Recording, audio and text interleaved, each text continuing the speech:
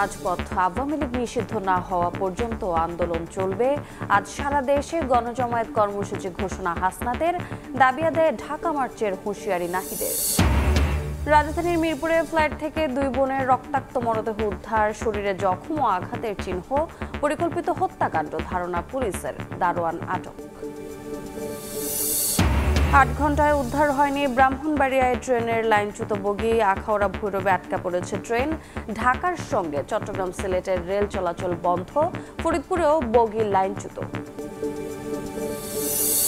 সারা দেশে গ্রীষ্মের দাপট, আগামী 2 দিন তাপপ্রবাহ আরও বাড়ার পূর্বাভাস। খরতাপে শুকিয়েছে রাঙামাটিতে পাহাড়ি এলাকার ছড়া, পানি সংকটে ভোগান্তি চরমে। এবং ভারতের সীমান্তবর্তী অঞ্চলে হামলার অভিযোগ, নয়াদিল্লির ছোড়া ক্ষেপণাস্ত্রই পড়েছে অমৃতসরে, দাবি পাকিস্তানের। পরবর্তী করণীয় ঠিক করতে উচ্চ পর্যায়ের বৈঠক মোদির।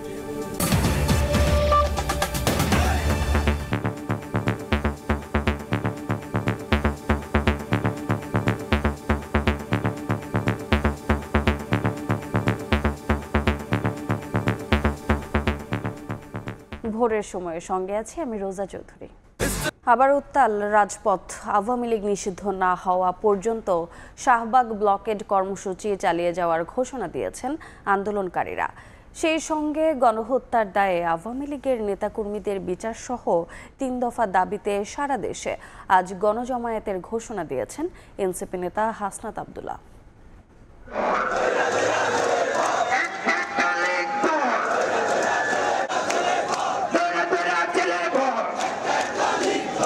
আবারও নির্ঘুম শাহবাগ, স্লোগানে স্লোগানে মুখর চত্বর, সবার কণ্ঠে একটাই দাবি, গণহত্যাকারীদের থাকতে পারে না কোনো রাজনৈতিক অধিকার। তাই তো আন্দোলনের প্রতিপাদ্য বাংলাদেশ উইদাউট আওয়ামী লীগ।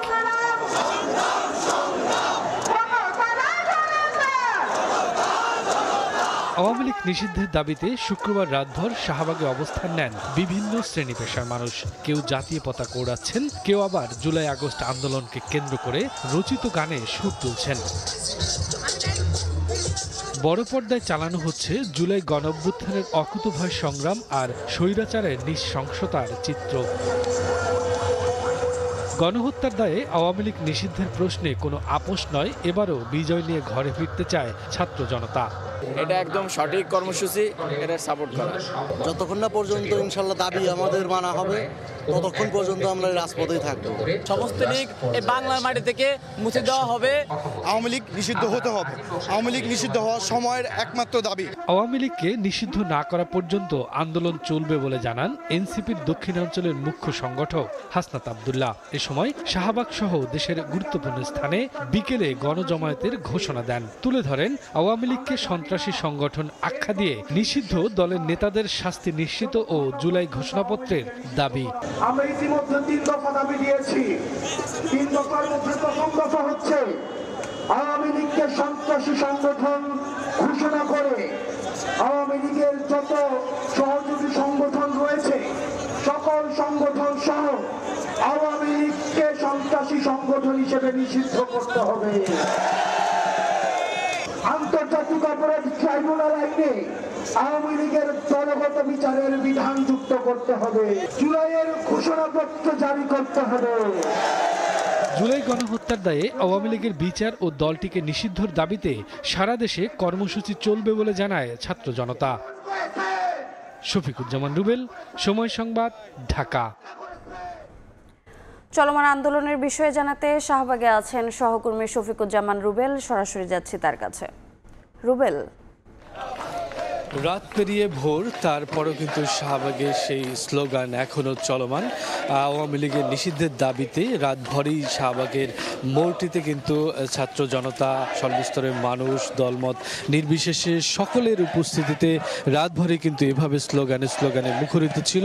এখনও দেখতে পাচ্ছেন যে সারা রাত জেগে থেকে তারা কিন্তু স্লোগান দিচ্ছেন যে আওয়ামী লীগের প্রশ্নে কোনো ছাড় নয় এবং তাদের যে দাবি আওয়ামী লীগকে নিষিদ্ধ ঘোষণা করতে হবে, হবে, সেই সাথে আওয়ামী লীগকে বিচারের আওতায় আনতে হবে। আওয়ামী লীগের যে সহযোগী সংগঠনগুলো রয়েছে সেই সহযোগী সংগঠনের যে নেতাকর্মীরা তাদেরও যারা প্রত্যক্ষ এবং পরোক্ষভাবে এই জুলাই গণ অভ্যুত্থানে হত্যায় জড়িত তাদেরকে বিচারের আওতায় আনতে হবে। সেই সাথে জুলাই ঘোষণাপত্র চান তারা। সব স্লোগানে কিন্তু সেই বিষয়গুলো উঠে আসছে। আপনারা জানেন যে আজকে কিন্তু গতকালকে রাত্রের ঘোষণা অনুযায়ী আজকে বিকেল ৩টার পরে এই শাহবাগে কিন্তু গণজমায়েতের ডাক দিয়েছে ছাত্র জনতা।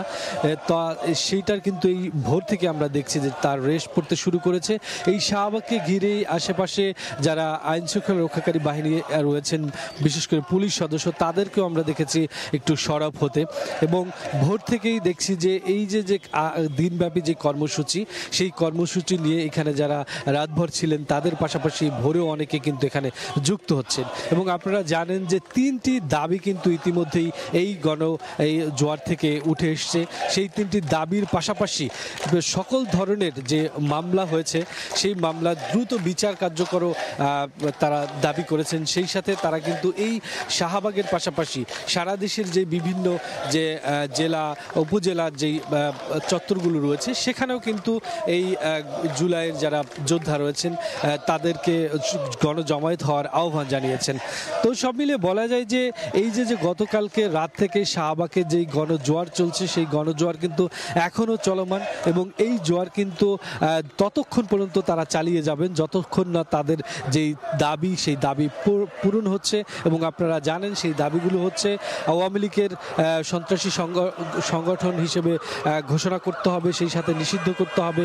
পাশাপাশি জুলাই গণ অভ্যুত্থানের হত্যাকাণ্ডের সাথে যারা জড়িত তাদেরকে আন্তর্জাতিক অপরাধ ট্রাইব্যুনালের মাধ্যমে বিচার কার্য নিশ্চিত করতে হবে। সেই সাথে সাথে জুলাইয়ের আকাঙ্ক্ষা পূরণে যেই জুলাই ঘোষণাপত্র সেটিও তারা কিন্তু অতি দ্রুত চেয়েছেন।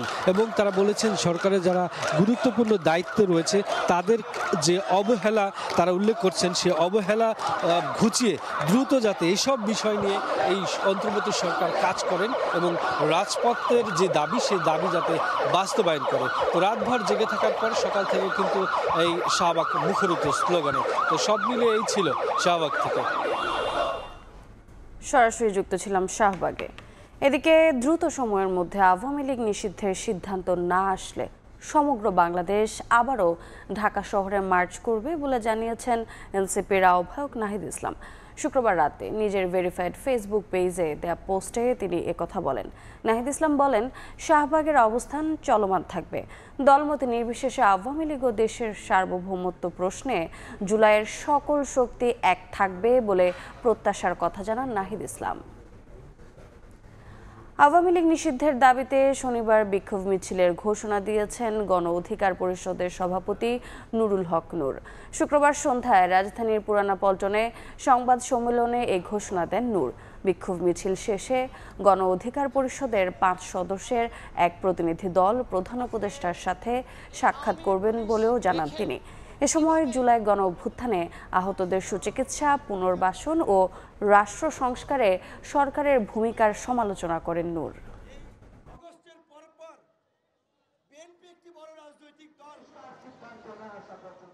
আগামীকাল সকাল 11টায় গণ অধিকার পরিষদের কার্যালয়ের সামনে থেকে বিক্ষোভ মিছিল শুরু করে বিক্ষোভ মিছিল শেষে গণ অধিকার পরিষদের 5 সদস্যের প্রতিনিধি দল প্রধান উপদেষ্টার সাথে দেখা করে আওয়ামী লীগ নিষিদ্ধকরণ, উপদেষ্টা পরিষদের পুনর্গঠন এবং রাষ্ট্র সংস্কারের সামগ্রিক অগ্রগতি জানার জন্য প্রধান উপদেষ্টার সাথে সাক্ষাৎ করবে।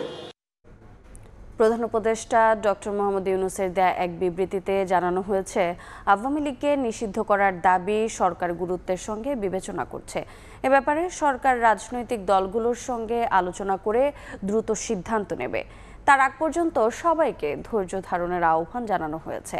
বিবৃতিতে বলা হয়, আওয়ামী লীগের নেতা ও সমর্থকদের সন্ত্রাসী কার্যক্রমের বিষয়ে জাতিসংঘের প্রতিবেদন সরকার বিবেচনায় রাখছে। সাবেক রাষ্ট্রপতি ও হত্যা মামলার আসামি আব্দুল হামিদের বিদেশ গমনে জনমনে তৈরি হওয়া ক্ষোভের বিষয়েও সরকার অবগত। শেখ মুজিবুর রহমানের করা 1974 সালের বিশেষ ক্ষমতা আইনে আওয়ামী লীগকে নিষিদ্ধ করা সম্ভব বলে জানিয়েছেন অ্যাটর্নি জেনারেল মোহাম্মদ আসাদুজ্জামান। শুক্রবার বিকেলে ঝিনাইদহের শৈলকুপায় বণিক সমিতির মতবিনিময় সভায় এ কথা বলেন তিনি। আওয়ামী লীগ হত্যাকারী, আওয়ামী লীগ ধ্বংসকারী শেখ মুজিবুর রহমান, যিনি আওয়ামী লীগের কবর রচনা করে সেই শেখ মুজিবুর রহমান কর্তৃক বাংলাদেশে যে কালো আইন প্রতিষ্ঠা করেছিলেন 1974 সালের বিশেষ ক্ষমতা আইন, সেই কালো আইনের 19 ধারায় আওয়ামী লীগ নিষিদ্ধ করার জন্য উপাদান বিদ্যমান আছে। এটা হলো আইনি ব্যাখ্যা। সরকার কি করবেন সেটা সরকার সিদ্ধান্ত নেবেন। ভোরের সময় আরও থাকছে। জ্বালানি সংকটের রপ্তানিমুখী শিল্প খাত, নিরবিচ্ছিন্ন গ্যাস বিদ্যুতের অভাবে কমেছে উৎপাদন সক্ষমতা, দাবি উদ্যোক্তাদের। এলএনজি আমদানি বাড়িয়ে ইস্যু তৈরি করে ফ্যাসিবাদ বিরোধী ঐক্যে ফাটল তৈরি করছে অন্তর্বর্তী সরকার। কেবল তাই নয়, আওয়ামী লীগ পুনর্বাসনের ক্ষেত্রও তৈরি করতে চাইছে, এ অভিযোগ করেছেন বিএনপির ভারপ্রাপ্ত চেয়ারম্যান তারেক রহমান। দলটির আরেক নেতা মঈন খান বলেন, সরকার ও ইসি চাইলে আওয়ামী লীগকে নিষিদ্ধ করতে পারে। রাজধানীর খামারবাড়িতে স্টার পূর্ণমিলনী অনুষ্ঠানের আয়োজন করে বাংলাদেশ খ্রিস্টান ফোরাম। শুক্রবার বিকেলে এই অনুষ্ঠান খ্রিস্ট ধর্মাবলম্বীদের সঙ্গে যোগ দেন রাজনীতিকরাও। ফুল দিয়ে বরণ করে নেওয়া হয় অতিথিদের। অনুষ্ঠানে বক্তব্য দেন বিএনপির মহাসচিব মির্জা ফখরুল ইসলাম আলমগীর। ধর্ম দিয়ে সমাজে বিভাজন তৈরি না করে সবাইকে ঐক্যবদ্ধ থাকার আহ্বান জানান তিনি। ধর্ম দিয়ে কখনো বিভাজন করা উচিত নয়। সমাজে যেন আমরা সেটাকে দিয়ে বিভাজন সৃষ্টি না করি, ঐক্য সৃষ্টি করি, সেই কাজটাই আমাদের হওয়া উচিত। অনুষ্ঠানে লন্ডন থেকে ভার্চুয়ালি যুক্ত হন বিএনপির ভারপ্রাপ্ত চেয়ারম্যান তারেক রহমান। অভিযোগ করেন, নানা ইস্যু তৈরি করে ফ্যাসিবাদ বিরোধী ঐক্যে ফাটল তৈরির পাশাপাশি আওয়ামী লীগকে পুনর্বাসনের ক্ষেত্র তৈরি করতে চাইছে অন্তর্বর্তী সরকার। সাবেক রাষ্ট্রপতি বিমানবন্দর দিয়ে চলে গিয়েছে দেশ ছেড়ে, যে অন্তর্বর্তী সরকার নাকি তার এই দেশ ত্যাগের ব্যাপারে কিছুই জানে না। এও অভিযোগ উঠেছে, সংস্কারের নামে সময় ক্ষেপণ করে অন্তর্বর্তীকালীন সরকার একদিকে যেমন হয়তোবা পলাতক স্বৈরাচার এবং তাতে দোষরদেরকে নিরাপদে দেশ ত্যাগের সুযোগ করে দিচ্ছে, অপরদিকে অত্যন্ত সুকৌশলে নানা ইস্যু সৃষ্টি করে স্বৈরাচার বা ফ্যাসিবাদে বিরোধী যে রাজনৈতিক দলগুলো আমরা যারা মাঠে ছিলাম, সেই দলগুলোর ঐক্যের মধ্যে ফাটল ধরানোর একটা ক্ষেত্র হয়তো তৈরি করতে চাইছে। এদিকে আগামী নির্বাচন বিষয়ে সার্বিক পরিস্থিতি পর্যবেক্ষণে ঢাকা সফররত যুক্তরাষ্ট্রের দ্য কার্টার সেন্টারের প্রতিনিধি দলের সঙ্গে বৈঠক করেছে বিএনপি। গুলশানে বিএনপি চেয়ারপারসনের কার্যালয়ে বৈঠক শেষে দলটির স্থায়ী কমিটির সদস্য আব্দুল মঈন খান বলেন, সরকার ও ইসি চাইলে নিষিদ্ধ করতে পারে আওয়ামী লীগকে। নির্বাচন কমিশন সিদ্ধান্ত নিতে পারে, সরকার সিদ্ধান্ত নিতে পারে। যেসব রাজনৈতিক দল আওয়ামী লীগ নিষিদ্ধের কথা বলছে তারা তাদের বক্তব্য বলেছে। কাজে এখানে আমরা বিএনপি হিসাবে তো আমরা এই সিদ্ধান্ত নেওয়ার মালিক নয়। আমাদের মহাসচিব তো ইতিমধ্যে বলেছেন যে জনগণের সিদ্ধান্তর বিষয় এটা। চলমান সংকট থেকে উত্তরণে দ্রুত নির্বাচন দরকার বলেও মন্তব্য করেন বিএনপি নেতারা। ডিসেম্বরের পরে নির্বাচন দেওয়ার কোনো। তানভীর হাসান মেঘ, সময় সংবাদ, ঢাকা। ধন্যবাদ। বর্তমানে সংস্কারের নামে যেসব কমিশন হচ্ছে, বিএনপি তার আগেই রাষ্ট্র মেরামতের 31 দফা দিয়েছিল বলে মন্তব্য করেছেন দলটির কেন্দ্রীয় কমিটির আন্তর্জাতিক সম্পর্ক বিষয়ক সম্পাদক ব্যারিস্টার মোহাম্মদ নওশাদ জমির। শুক্রবার সন্ধ্যায় পঞ্চগড়ের তেঁতুলিয়ায় বিএনপির দ্বিবার্ষিক সম্মেলনে তিনি একথা বলেন। একটা সংস্কারের জন্য 31 দফার যে সংস্কার, সেই 31 দফার সংস্কার যেটা বিএনপি দিচ্ছে, আমার অনুরোধ, আমরা আপনাদের কাছে এগুলো পৌঁছে দিব, আপনারা এগুলো পড়বেন এবং আমাদের মানুষকে এটা বোঝাতে হবে। আজকে দেশের সংস্কারের নামে বিভিন্ন রকম কমিশন হচ্ছে এবং এই কমিশনগুলো সংস্কারের বিভিন্ন রকম আপনার রেকমেন্ডেশন কিংবা তারা বিভিন্ন আলোচনার যে বিষয়বস্তুগুলো দিচ্ছে, আমাদের 31 দফায় যা আছে তার বাইরে এখন পর্যন্ত কিছু দিতে পারেনি। ট্রেনের লাইনচ্যুত বগি উদ্ধার করা হয়েছে। 8 ঘন্টা পর ঢাকার সঙ্গে চট্টগ্রাম ও সিলেটের ট্রেন চলাচল স্বাভাবিক হয়েছে। রাতেই আখাউড়া থেকে রিলিফ ট্রেন ঘটনাস্থলে পৌঁছে উদ্ধার কাজ শুরু করে। এদিকে খুলনাগামী জাহানাবাদ এক্সপ্রেস ট্রেনের একটি বগি ভাঙ্গা জংশন এলাকায় লাইন থেকে বিচ্ছিন্ন হয়ে পড়ে। এতে ঢাকার সঙ্গে পদ্মা সেতু হয়ে দক্ষিণাঞ্চলের ট্রেন যোগাযোগ বন্ধ হয়ে যায়। গন্তব্যে পৌঁছানোর আগেই বিকট শব্দ। ঢাকাগামী মালবাহী ট্রেন লাইনচ্যুত হওয়ায় ঢাকার সঙ্গে চট্টগ্রাম এবং সিলেট রুটে বন্ধ হয়ে যায় ট্রেন চলাচল। শুক্রবার রাত 10:15টার দিকে চট্টগ্রাম থেকে ছেড়ে আসা একটি মালবাহী ট্রেনের মাঝখানের বগি লাইনচ্যুত হয়। ডাউন লাইনে ছিটকে পড়ে বগি। খবর পেয়ে স্টেশন মাস্টার, ব্রাহ্মণবাড়িয়া সদর থানা পুলিশ ও জিআরপি পুলিশ সদস্যরা ঘটনাস্থলে ছুটে আসেন। দুর্ঘটনার কারণে ভৈরব এবং আখাউড়া স্টেশনে যাত্রী নিয়ে আটকা পড়ে ট্রেন। হঠাৎ করে একটা আওয়াজ হইল, আওয়াজ হওয়ার পরে দেখলাম একটা কন্টেইনার কাটিয়ে পড়ে গেল। মধ্যরাতে লাইনচ্যুত বগি উদ্ধারে আখাউড়া থেকে রিলিফ ট্রেন ঘটনাস্থলে পৌঁছে উদ্ধার কাজ চালায়। বগি একেবারে তার মূল ট্র্যাক থেকে ছুটে একটা বগি সম্পূর্ণ লাইনচ্যুত হয়ে পড়ে আছে। এতে করে পাশের যেই চট্টগ্রামমুখী লেন ট্রেনের সেটার উপরে এসে পড়ে, ফলে উভয় দিকে ট্রেন চলাচল এখন বন্ধ। ঘটনাস্থলে এখানে স্থানীয় লোকজনও আছে, তারা আমাদের সাথে সহযোগিতা করছে। যেহেতু এটা মালবাহী ট্রেন, আমরা আমাদের ফোর্স আসছে, জেলার ফোর্স আছে, আমরা সবাই মিলে কাজ করছি।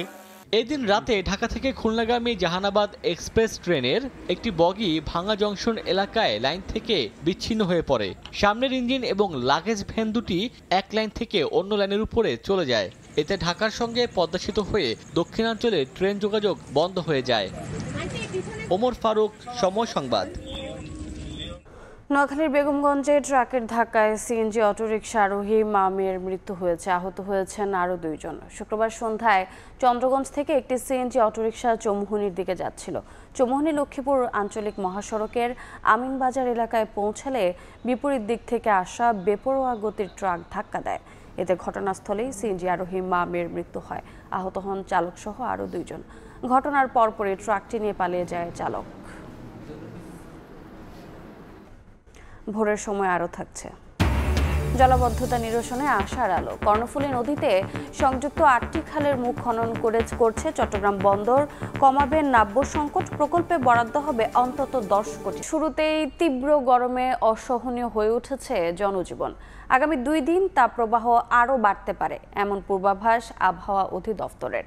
এ অবস্থায় শিশু ও বৃদ্ধদের স্বাস্থ্য ঝুঁকি এড়াতে প্রয়োজন ছাড়া ঘরের বাইরে না যাওয়ার পরামর্শ চিকিৎসকের। সাইফুল রুদ্রের রিপোর্ট। গরম আর রোদের প্রখরতা যেমনই থাকুক, খেটে খাওয়া মানুষের জীবন প্রবাহ থেমে থাকে না। তাই তো তাপপ্রবাহ থেকে বাঁচতে গাছের ছায়াতলে কাজ করছেন নির্মাণ শ্রমিকরা। শুধু ঢাকা নয়, দেশের বিভিন্ন জেলায় বাড়ছে গরমের তীব্রতা। শুক্রবার চুয়াডাঙ্গায় দেশের সর্বোচ্চ তাপমাত্রা ছাড়িয়ে যায় 41 ডিগ্রি সেলসিয়াস।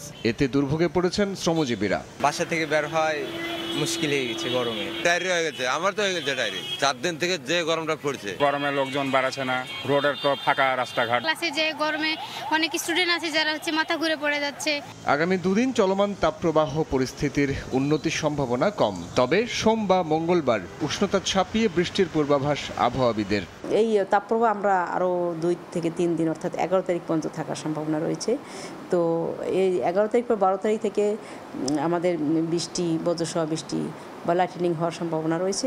এখন যে বৃষ্টি, সেটা বর্ষাকালে বৃষ্টির মতো সেরকম দিনব্যাপী আশা করা যাবে না। তাপপ্রবাহ থাকবে আরও 2 থেকে 3 দিন। 40 টাচ করলে তো আমরা এটাকে সিভিয়ার বলে থাকি।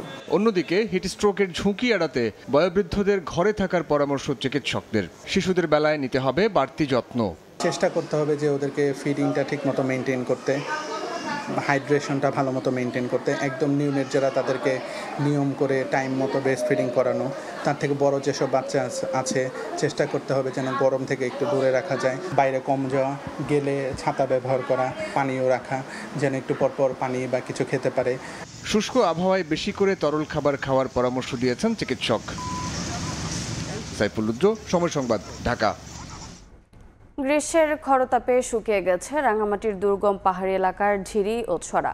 বিকল্প উৎস না থাকায় এসব এলাকায় পানির তীব্র সংকট। সমস্যা সমাধানে জনস্বাস্থ্য প্রকৌশল বিভাগ বারবার আশ্বাস দিলেও নেই দৃশ্যমান কোনো পদক্ষেপ। এ কারণে বছর জুড়েই চরম ভোগান্তিতে পড়তে হয় বাসিন্দাদের।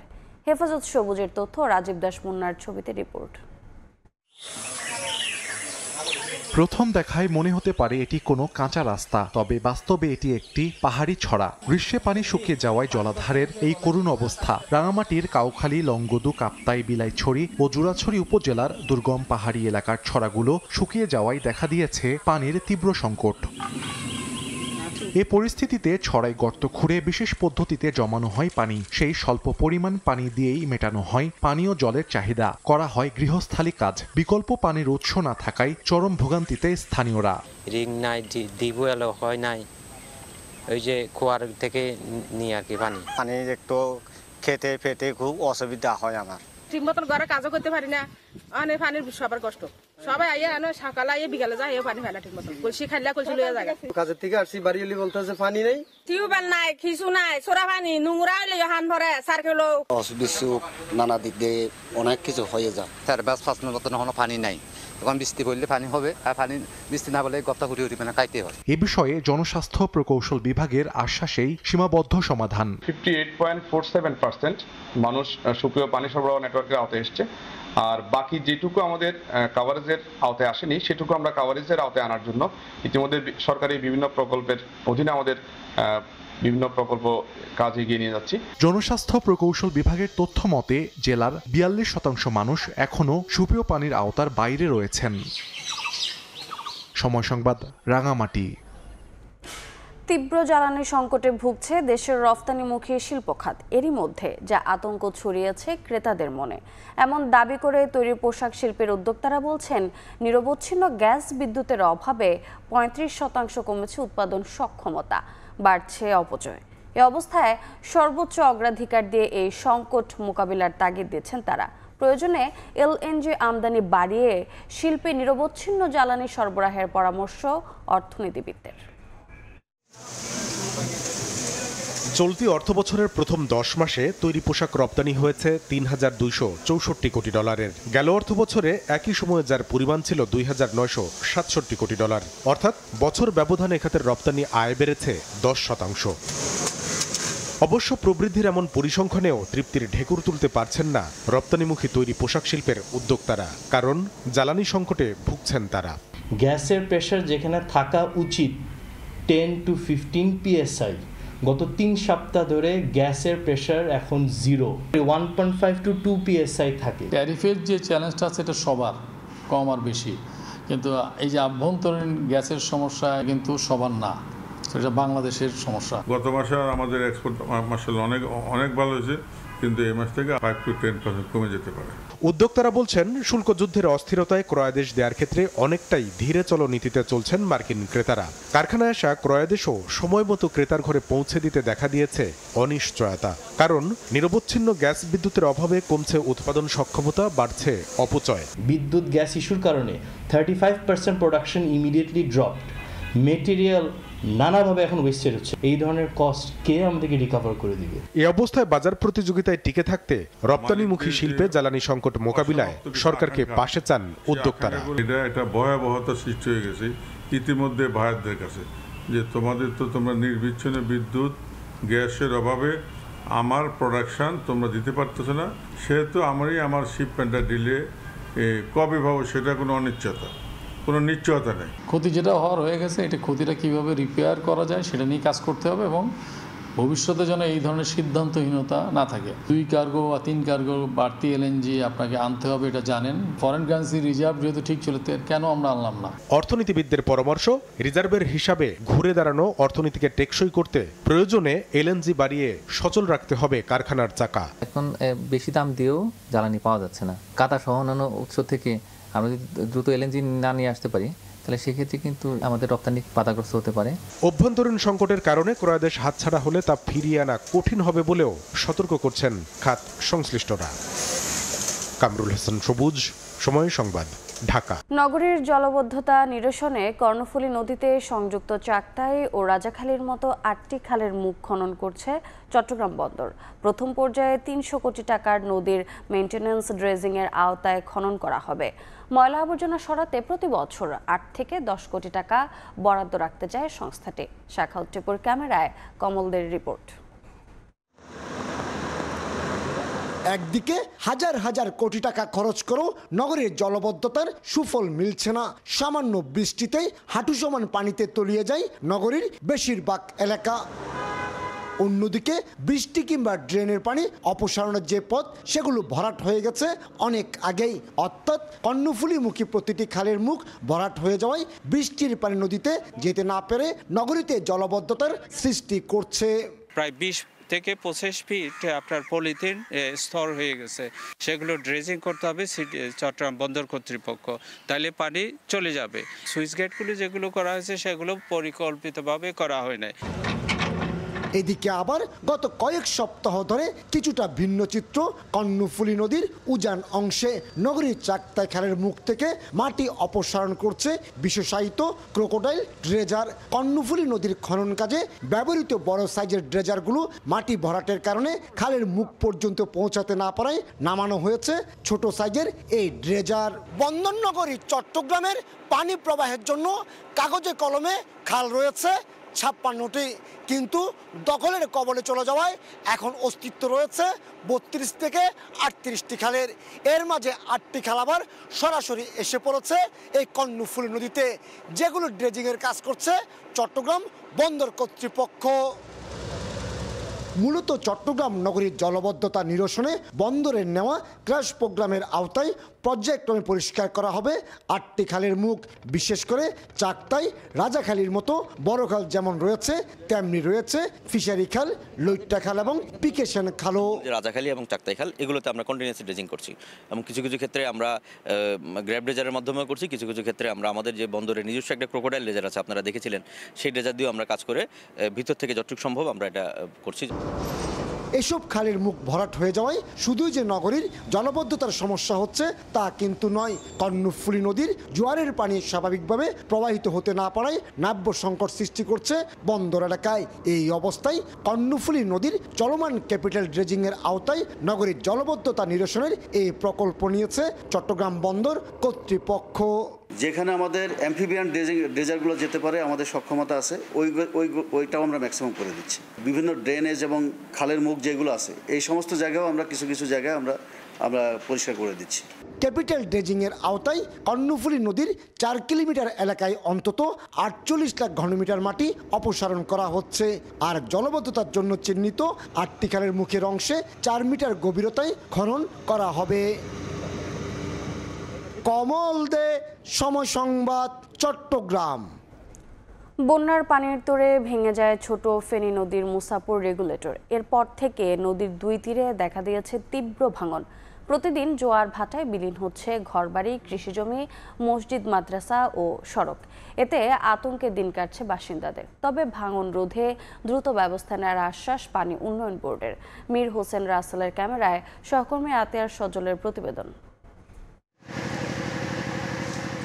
ছোট ফেনী নদীর এক পাড়ে ফেনীর সোনাগাজী ও অপর পাড়ে নোয়াখালীর কোম্পানিগঞ্জ উপজেলা। দুই এলাকার প্রায় 27 কিলোমিটার জুড়ে দেখা দিয়েছে তীব্র ভাঙন। শিক্ষা প্রতিষ্ঠান, মসজিদ, মক্তব, রাস্তাঘাট, হাটবাজার, শত শত মানুষের ভিটেবাড়ি প্রতিনিয়ত বিলীন হচ্ছে নদীগর্ভে। নদীপাড়ের বাসিন্দারা নিজেদের সহায় সম্বল হারিয়ে আশ্রয়ে খুঁজে দিশেহারা হয়ে ছুটছেন অন্যত্র। তাদের অভিযোগ, স্থায়ী সমাধান না করে বারবার প্রকল্প করে সরকারি বরাদ্দ লোপাট করা হচ্ছে।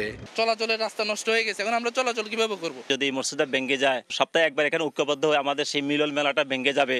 এই বর্ষাকালে যদি কিছু না করা হয় সরকার তরফ থেকে, তাহলে আমরা আবারও বরবাদ হয়ে যাব। সরকারের কাছে বিনীত আবেদন যেন দ্রুত এটার নদী ভাঙ্গন রোধে ব্যবস্থা নেওয়া হয়। বর্ষা সামনে আসতেছে, সুতরাং এখন যদি জরুরি ভিত্তিক কিছু পলিব্যাগ দেওয়া না হয় তাহলে ভাঙনটা বর্ষাকালে ঠেকানো যাবে না। পানি উন্নয়ন বোর্ড বলছে, ভাঙন রোধে বিশ্ব ব্যাংকের প্রজেক্টের আওতায় 13 কিলোমিটার নদী সংরক্ষণের জন্য 155 কোটি টাকা সহায়তা প্রস্তাবনা পাশ হয়েছে, যা শিগগিরই বাস্তবায়ন করা হবে। ছোট ফেনী নদী সহ মোট 13 কিলোমিটার প্রজেক্টিভ ওয়ার্কের জন্য প্রস্তাব করা হয়েছে। ইতিমধ্যে প্রকল্প পাশ হয়েছে। খুব শীঘ্রই ওখানে দরপত্র আহ্বান করে আমরা এই কাজ বাস্তবায়নে যাব। গত বছরের ভয়াবহ বন্যায় মুসাপুর রেগুলেটরের 23টি গেট পানির তীব্র চাপে ভেঙে যায়। আতিয়া সজল, সময় সংবাদ, ফেনী। ঝালকাঠিতে সুগন্ধা ও বিষখালী নদীর ভাঙন থেকে 4টি গ্রাম রক্ষার দাবিতে মানববন্ধন করেছেন এলাকাবাসী। শুক্রবার সকালে সদর উপজেলার দিয়াকুল গ্রামের ভাঙন কবলিত এলাকায় ঘণ্টাব্যাপী মানববন্ধন করেন শিক্ষার্থী সহ বিভিন্ন শ্রেণী পেশার মানুষ। বক্তারা জানান, বর্ষা শুরুর আগেই সুগন্ধা ও বিষখালী নদীর ভাঙনের কবলে পড়েছে পোনাবালিয়া ইউনিয়নের বাসিন্দারা। ভাঙন অব্যাহত থাকলে শত শত মানুষ গৃহহীন হয়ে পড়ার শঙ্কার কথা জানান তারা।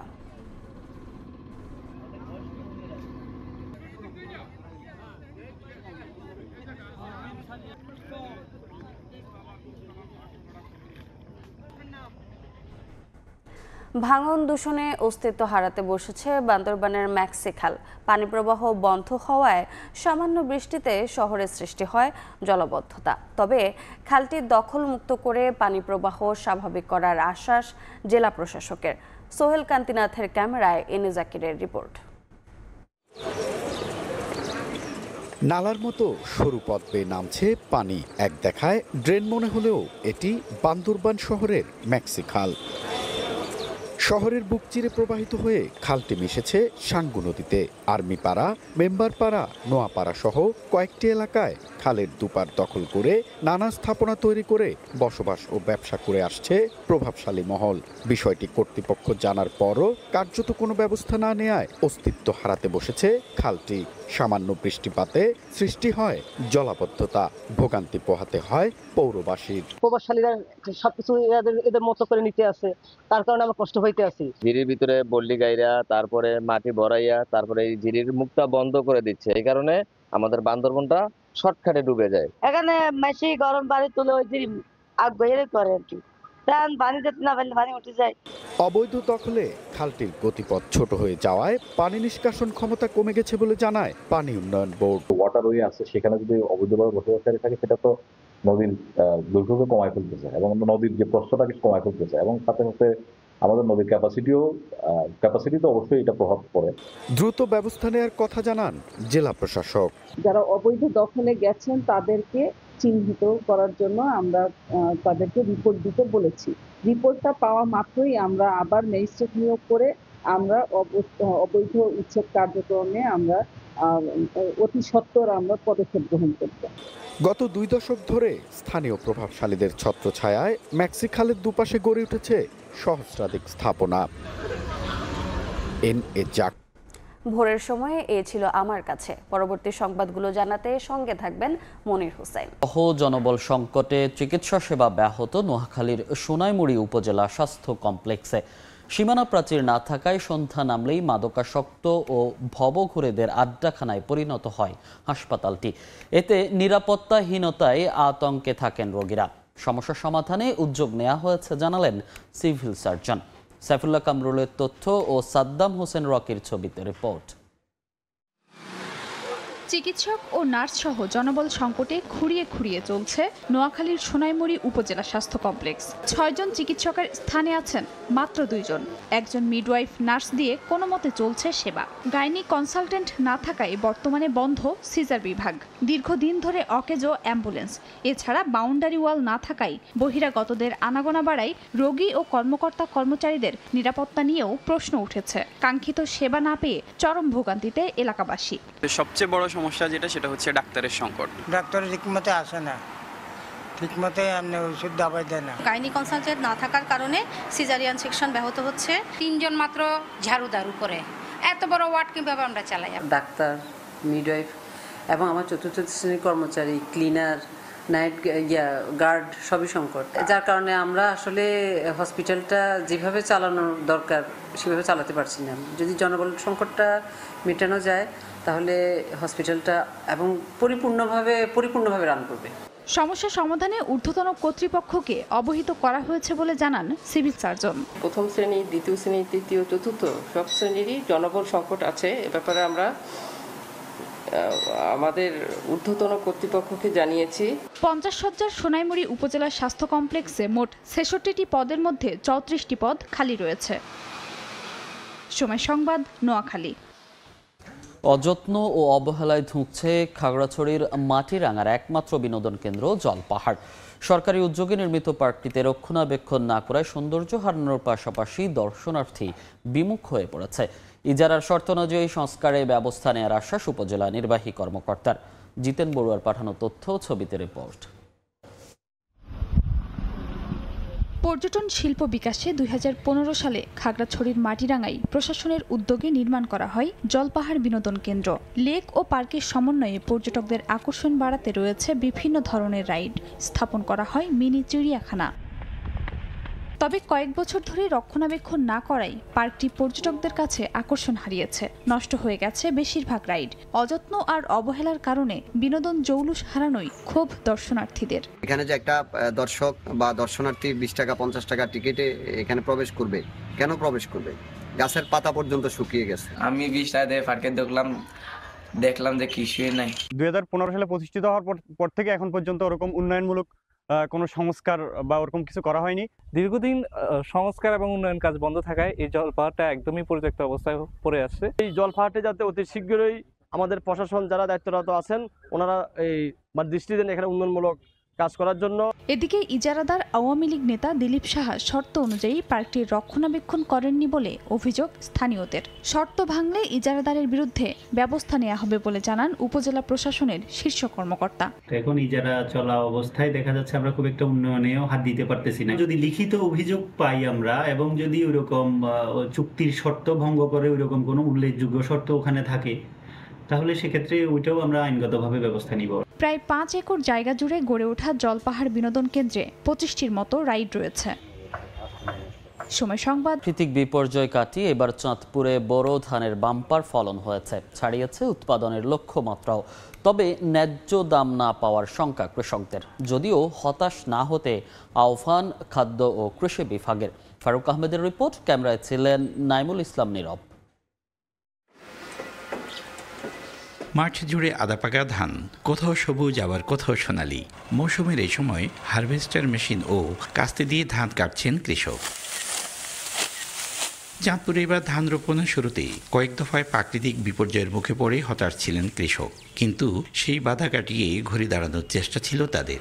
বাম্পার ফলনে কেটেছে হতাশা, তবে বীজ, সার, বালাইনাশক আর সেচ সহ উৎপাদন খরচ নিয়ে দুশ্চিন্তায় কৃষক। ধানের ন্যায্য দাম নির্ধারণে সরকারের হস্তক্ষেপ দাবি কৃষকের। ফসল খুব ভালো হয়েছে, করাপতি মনে করেন যে মিনিমাম 1500 তো গেছেই। আমরা যদি এখন ন্যায্য মূল্যটা না পাই তাহলে তো আমাকে পস্তা পড়ে না। ধানের দামে আর আমাকে খরচা পুষে না। ধান যদি না করে তোমার খেতে তো বাদ দিয়ে দেবো আমরা, খেতে করে কি লাভ দেবো আমরা? খাদ্য বিভাগের কর্মকর্তারা বলছেন সরকার নির্ধারিত দামে লাভবান হবেন কৃষক। প্রতি কেজি ধানের মূল্য 36 টাকা, সেই হিসাবে আমাদের প্রতি মন ধানের মূল্য 1440 টাকা এবং আমরা আশা করি এবার কৃষক ভালো দাম পাবে। 4.38 মেট্রিক টন গড়ে আমাদের বোরো ফসলের ফলন হয়েছে এবং কৃষক উৎসব মুখরভাবে তারা বোরো ধান কাটছে।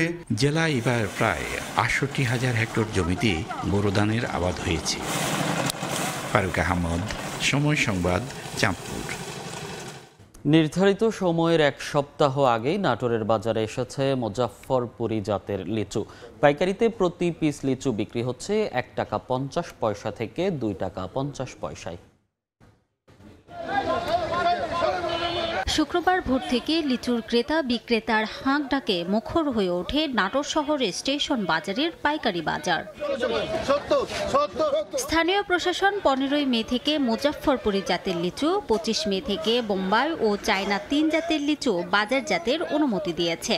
তবে 7 মে থেকে পাইকারি এই বাজারে মুজাফফরপুরি জাতের লিচু বিক্রি হচ্ছে। বাজারে সরবরাহ হওয়া অপরিপক্ক এই লিচুর প্রতি পিস বিক্রি হচ্ছে 1 টাকা 50 পয়সা থেকে 2 টাকা 50 পয়সায়। লিচুর বাগান মালিকদের দাবি, চলতি বছর নাটোরে বৃষ্টিপাত কম হয়েছে। চলতি মৌসুমে অল্প কয়েকদিন বৃষ্টি হলেও শিলাবৃষ্টিতে লিচু ক্ষতিগ্রস্ত হয়েছে। এতে বৈরী আবহাওয়ায় ক্ষতির আশঙ্কায় আগেভাগেই লিচু বাজারজাত শুরু করেছেন কৃষকরা। এবার ফলন ভালো হয়নি, দামেও কম, 2 টাকা 20 পয়সা 30 টাকা বিক্রি হচ্ছে। আপনার যদি ফলনটা একটু ভালো হইতো তাহলে মনে করেন কিছুটার দাম আরো একটু পাওয়া যেত। অনাবৃষ্টির কারণে এবং মাঝে মধ্যে শিলাবৃষ্টি এবং ঝড়ের কারণে এবছর লিচুর সংখ্যাও খুব কম এবং ফলের দানাও খুব ছোট, যার পরিপ্রেক্ষিতে গৃহস্থ দাম পাচ্ছে না। ফলন সুবিধার হয়নি, 2 টাকা পিস লেসু বেচে তো লাভজনক না। চলতি বছর নাটোর জেলায় 887 হেক্টর জমিতে 6,508 মেট্রিক টন লিচু উৎপাদনের লক্ষ্যমাত্রা নির্ধারণ করেছে স্থানীয় কৃষি বিভাগ, যার আনুমানিক মূল্য প্রায় 81 কোটি 35 লাখ টাকা। সময় সংবাদ। রাজধানীতে আয়োজিত হয়ে গেল অ্যাবাকাস গণিত অলিম্পিয়াড। এ ধরনের প্রতিযোগিতা দক্ষ জনশক্তি গড়ে তুলতে ভূমিকা রাখবে বলে প্রত্যাশা আয়োজকদের।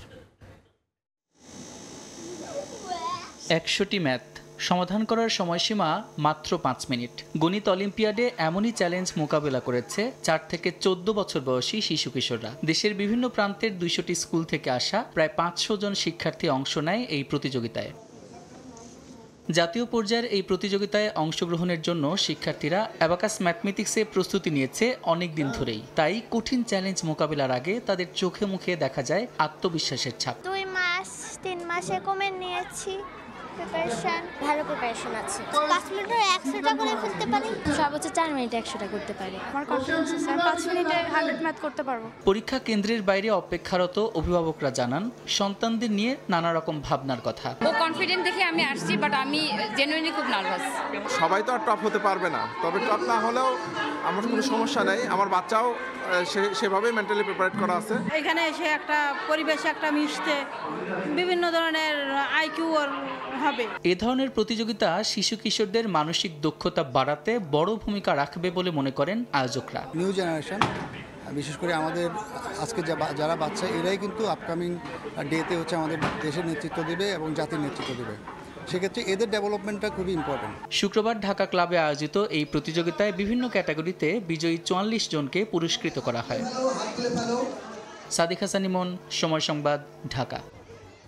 দ্বিতীয় বিশ্বযুদ্ধে জার্মানির নাৎসি বাহিনীর বিরুদ্ধে সোভিয়েত ইউনিয়নের বিজয় উপলক্ষে রাজধানীর গুলশানে মোটর শোভাযাত্রা হয়েছে। শুক্রবার সকালে এ শোভাযাত্রা আয়োজন করে বাংলাদেশের রুশ দূতাবাস এবং অ্যাসোসিয়েশন অব রাশিয়ান কম্প্যাট্রিয়টস রোডিনা। রাশিয়ার পতাকা, বিজয়ের ব্যানার, সেন্ট জর্জ রিবন ও স্বজনদের ছবি নিয়ে প্রায় 30টি মোটর গাড়ি ও 50টি মোটর সাইকেলে প্রায় 200 মানুষ নিয়ে গুলশান অ্যাভিনিউয়ে শোভাযাত্রা হয়। মোটর শোভাযাত্রার শুরুতে জার্মানির নাৎসি বাহিনীর বিরুদ্ধে বিজয়ে সাবেক সোভিয়েত ইউনিয়নের অবদানের কথা স্বীকার করিয়ে দেন বাংলাদেশে নিযুক্ত রাশিয়ার রাষ্ট্রদূত আলেকজান্ডার জিখোজেন। ঢাকায় রাশিয়ান হাউসের পরিচালক পাভেল ডোভিচেনকভ বলেন, বাংলাদেশের মতো রাশিয়ার স্বাধীনতা ও সার্বভৌমত্ব রক্ষা সংগ্রামের সমৃদ্ধ ইতিহাস রয়েছে। অনুষ্ঠানে অংশ নেন বাংলাদেশে বসবাসরত রুশ নাগরিক, দূতাবাসের কর্মী এবং বাংলাদেশ লিবারেশন ওয়ার ভেটারান্স ফাউন্ডেশনের সদস্যরা।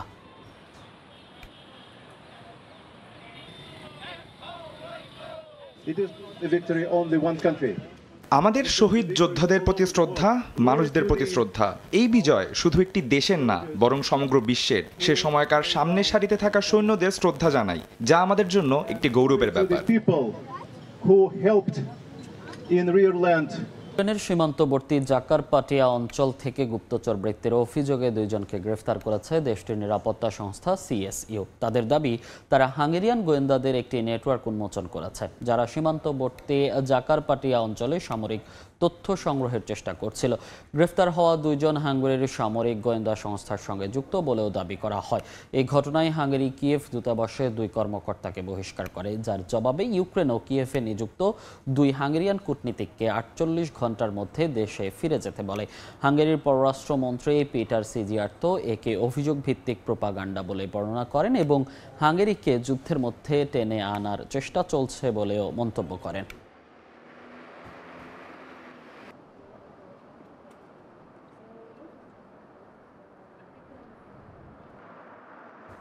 চীনের উপর আরোপিত আমদানি শুল্ক 80% নামিয়ে আনার বিষয়টি বিবেচনায় নিচ্ছেন মার্কিন প্রেসিডেন্ট ডোনাল্ড ট্রাম্প।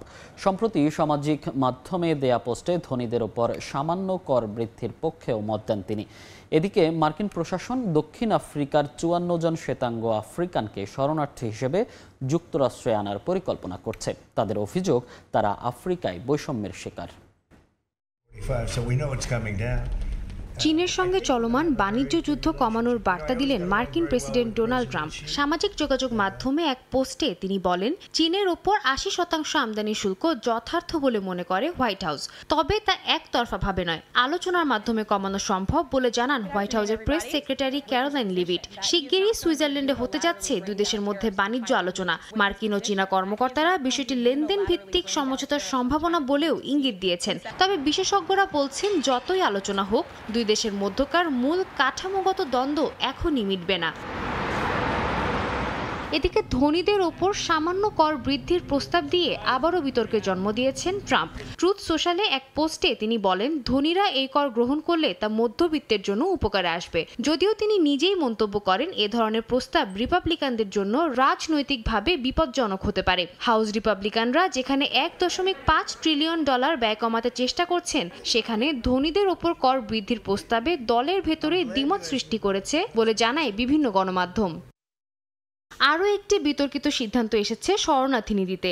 বিশ্বের যুদ্ধবিধ্বস্ত দেশগুলোর হাজার হাজার মানুষ শরণার্থী মর্যাদার অপেক্ষায় থাকলেও ট্রাম্প প্রশাসন দক্ষিণ আফ্রিকার 54 জন শ্বেতাঙ্গ আফ্রিকানকে বিশেষভাবে যুক্তরাষ্ট্রে আশ্রয় দিচ্ছে। ওয়াশিংটন ডালাস বিমানবন্দরে চার্টার ফ্লাইটে তাদের পৌঁছানোর কথা রয়েছে। দক্ষিণ আফ্রিকার সরকার এই সিদ্ধান্তকে রাজনৈতিক উদ্দেশ্য প্রণোদিত বলে তীব্র প্রতিক্রিয়া জানিয়েছে। সাদিয়া তাসনিম, সময় সংবাদ। যুক্তরাষ্ট্র ইরান চলমান আলোচনার মধ্যেই তেহরানের বিরুদ্ধে গোপন পরমাণু স্থাপনা তৈরির অভিযোগ এনেছে ইসরায়েল। তবে এমন দাবি প্রত্যাখ্যান করেছে ইরান। দেশটির অভিযোগ, যুক্তরাষ্ট্রের সঙ্গে ইরানের আলোচনা ভেস্তে দিতে এ ধরনের অপপ্রচার চালাচ্ছেন নেতানিয়াহু। এদিকে পরমাণু কর্মসূচি ইস্যুতে রোববার যুক্তরাষ্ট্র ইরান চতুর্থ ধাপের পরোক্ষ বৈঠক হতে পারে বলে জানিয়েছে বিভিন্ন গণমাধ্যম।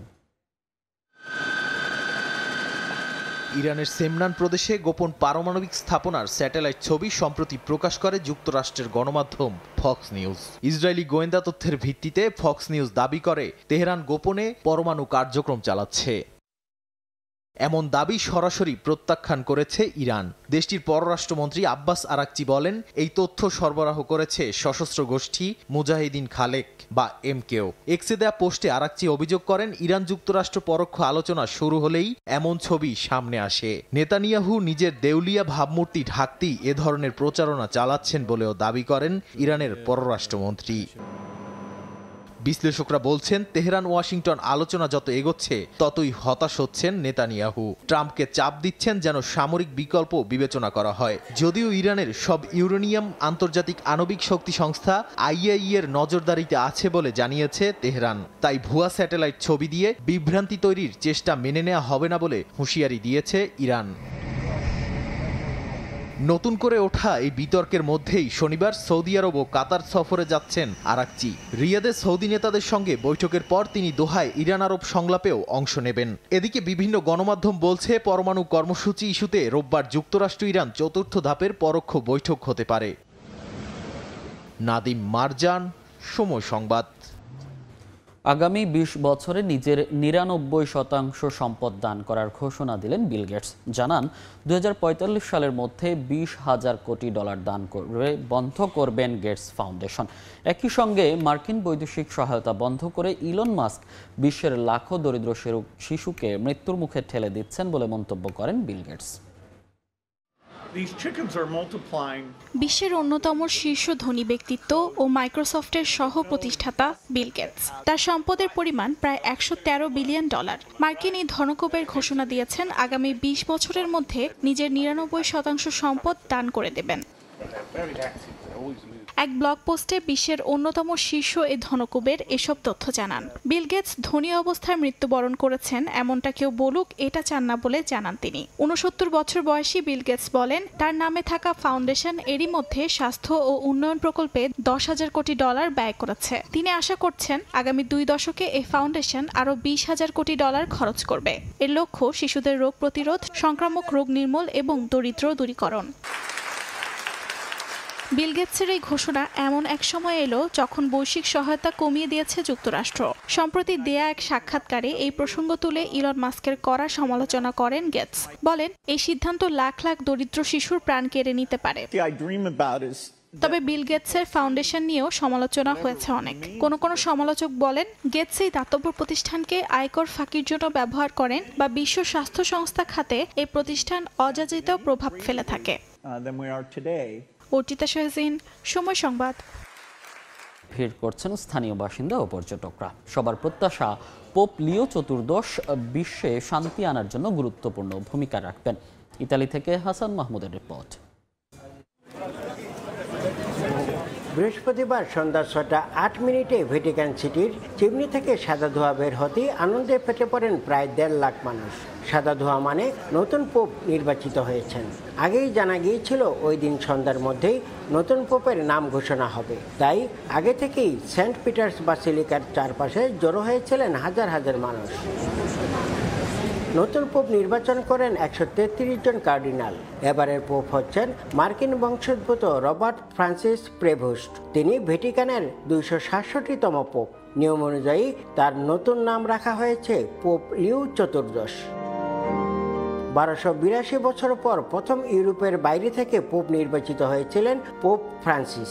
এবারও ইউরোপের বাইরে থেকে দ্বিতীয়বার পোপ নির্বাচিত হলেন, যা ইতালীয়দের কাছে এক নতুন ইতিহাস। ইতালির মানুষ মনে করেন নতুন পোপ বিশ্বে শান্তি প্রতিষ্ঠায় কাজ করবেন। এই সময়টা অনেক কঠিন। নতুন পোপ শান্তির কথা বলেছেন, আমরা চাই তিনি সফল হোক। আমরা আশা করছি পোপ যুদ্ধ থামাতে কিছু করবেন, বিশ্ব শান্তিতে তার ভূমিকা থাকবে। পোপ আমাদের তরুণ সমাজের জন্য কাজ করবেন বলেই আমার বিশ্বাস। তিনি কিছু না কিছু করবেনই। খ্রিস্টান ধর্মের ইতিহাস অনুযায়ী যীশু খ্রিস্টের মৃত্যুর পর 33 খ্রিস্টাব্দে প্রথম পোপ হন সান পিয়েত্রো। তিনি ছিলেন যিশুর 12 ঘনিষ্ঠ অনুসারীর একজন। তার নামেই ভ্যাটিকানের প্রধান গির্জার নাম সেন্ট পিটার্স বাসিলিকা। ভ্যাটিকান সিটির নতুন পোপ লিও চতুর্দশ বিশ্ব শান্তির জন্য কাজ করে যেতে পারবেন বলে মনে করেন ইতালীয় নাগরিকরা। তাদের বিশ্বাস আমেরিকান বংশোদ্ভূত এই পোপ আগামী দিনে সকল দেশের মানুষ এবং রাষ্ট্রের সাথে যোগাযোগ রক্ষা করে বিশ্ব শান্তির জন্য অগ্রণী ভূমিকা পালন করতে সক্ষম হবেন। ভ্যাটিকান সিটি থেকে হাসান মাহমুদ, সময় সংবাদ। নানা আয়োজনে দ্বিতীয় বিশ্বযুদ্ধে বিজয়ের 80 বছর পূর্তি উদযাপন করল ইউরোপের বিভিন্ন দেশ। ব্রিটেন, ফ্রান্স ও ইউক্রেন নানা আয়োজনে নাৎসি বাহিনীর আত্মসমর্পণের সেই দিনটিকে স্মরণ করেছে।